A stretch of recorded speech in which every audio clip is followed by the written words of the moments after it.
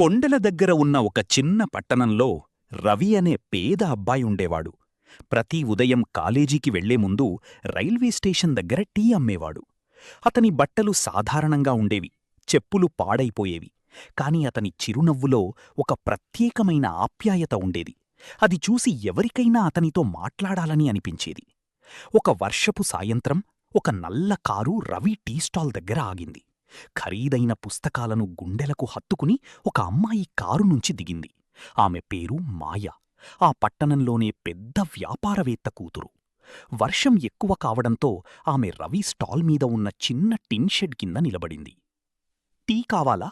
రవి మెల్లగా అడిగాడు. మాయ తల ఊపింది. టీ తాగుతూ ఉండగా రవి ఒక వృద్ధ భిక్షగాడికి ఉచితంగా భోజనమిస్తున్నాడు అని ఆమె గమనించింది. ఎలాంటి చూపు కోసం కాదు, నిజమైన మంచితనం వల్ల. ఆ క్షణమే మాయ హృదయాన్ని ఆ రోజు తర్వాత మాయ తరచుగా స్టేషన్కు రావడం ప్రారంభించింది. మొదట టీ కోసం, తర్వాత రవి కోసం. వాళ్లు కలలు, సినిమాలు, జీవితంపై చాలా మాట్లాడుకునేవారు. రవి ఒకరోజు రచయిత కావాలని కలగంటాడు.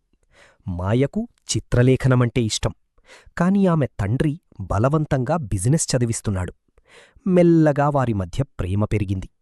ఒక సాయంత్రం సూర్యాస్తమయం కాంతుల్లో మెరిసే రైల్వే పట్టాల దగ్గర మాయ చెప్పింది, "నాకు నువ్వంటే ప్రేమ అనిపిస్తోంది." రవి ఆశ్చర్యపోయాడు. "నాలాంటివాళ్లు నీ ప్రపంచానికి సరిపోడు" అన్నాడు. మాయ చిరునవ్వు నవ్వింది. ప్రేమ డబ్బు చూడదు. కాని అందరికీ ఈ ప్రేమ నచ్చలేదు. మాయ తండ్రికి వారి ప్రేమ విషయం తెలిసింది. అతను చాలా కోపంగా రవిని అందరి ముందు అవమానించాడు.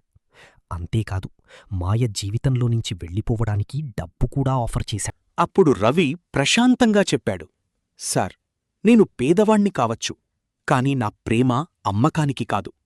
ఆ మాటలు విన్న మాయ కళ్లలో నీళ్లు వచ్చాయి. ఆ రాత్రే ఆమె తన విలాసవంతమైన ఇల్లు వదిలి చిన్న బ్యాగుతో రైల్వే స్టేషన్కు వచ్చింది. "ఇప్పుడు మనం ఎక్కడికి వెళ్దాం?" రవి భయంగా అడిగాడు. మాయ అతని చెయ్యిని బిగిగా పట్టుకుని నవ్వింది.